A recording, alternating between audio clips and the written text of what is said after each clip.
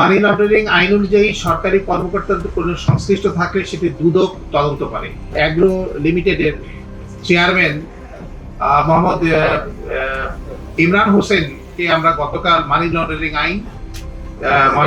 আইনের 4-2 ধারা এবং 4 ধারায় তাকে অর্থ পাচার, অবৈধভাবে চোরাচালানির মাধ্যমে গরু আমদানি এবং বিভিন্ন জালিয়াতি এবং প্রতারণার অভিযোগে তাকে গ্রেপ্তার করা হয়েছে এবং তার বিরুদ্ধে মানি লন্ডারিং আইনে মামলা রুজু করা হয়েছে।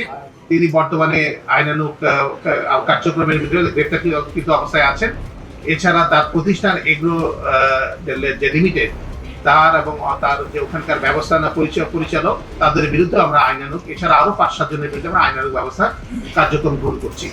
উনি যেহেতু মানি লন্ডারিং এর সাথে জড়িত ছিলেন, আমাদের কাছে যে তথ্যপত্র রয়েছে সেটা হচ্ছে যে টেকনাফ এবং উখিয়া অঞ্চল দিয়ে উনি মিয়ানমার থেকে এবং বার্মা, নেপাল থেকে, ভুটান থেকে বিভিন্ন জাতের গরু উনি আমদানি করেছেন।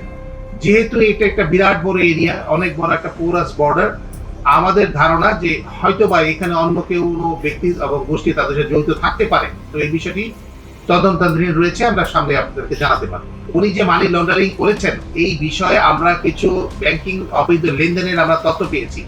আমরা তদন্তের সাথে ওই বিষয়গুলো আমাদেরকে একটু গোপন রাখতে হচ্ছে। যে ব্যাংকগুলোতে, আমরা কোনো ব্যাংকের নাম উল্লেখ করছি না, যে ব্যাংকগুলোতে ওনাদের অবৈধ লেনদেন পাওয়া গেছে এবং মানি লন্ডার হয়েছে, সেটা যে টাকাগুলোর উৎস এবং টাকাগুলোর পরবর্তী যে প্লেসমেন্ট অ্যান্ড লেয়ারিং যেটা আমরা বলি, সেগুলা যেটা হয়েছে তাতে আমাদের কাছে প্রতীয়মান হয়েছে প্রাথমিক অনুসন্ধানে যে উনি মানি লন্ডারিং এর সাথে জড়িত। আপনারা জানেন যে এই সাদেক এগ্রোর চেয়ারম্যান ইমরান হোসেন, উনি মানি লন্ডারিং মাধ্যমে দেশের থেকে প্রায় 133 কোটি টাকার উপরে হবে অর্থ দেশের বাইরে পাচার করেছেন। তাছাড়া উনি বিদেশ থেকে সরকারি যে নীতি আছে রয়েছে, যে আপনার কৃত্রিম গো প্রজনন কেন্দ্রে সাভারের যে আপনার যে সরকারের যে নীতিমালা রয়েছে, নীতিমালার বাইরে গিয়ে উনি ব্রাহ্মা জাতের বেশ কয়েকটি গরু, প্রায় 15টি গরু দেশে আমদানি করেছেন।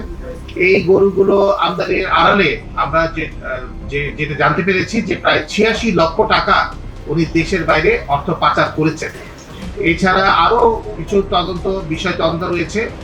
আর ওনার নামে বিপুল সম্পদের আমরা প্রমাণ পেয়েছি প্রাথমিক অনুসন্ধানে। আরো অনেক তথ্য আমাদের কাছে আসছে।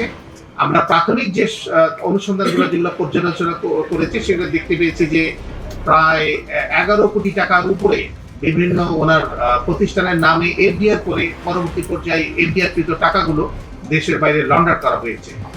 তো বিভিন্ন অভিযোগের বিরুদ্ধে তাকে গ্রেপ্তার করা হয়েছে এবং বর্তমানে একটি বিচারাধীন বিষয়। আমাদের তদন্ত কার্যক্রম শুরু হয়েছে। গতকাল যেহেতু উনি গ্রেপ্তার হয়েছেন, তদন্ত কার্যক্রম শুরু হয়েছে। আমরা হয়তো বা আরো নিকট ভবিষ্যতে আপনাদেরকে আরো এই বিষয়ে বিস্তারিত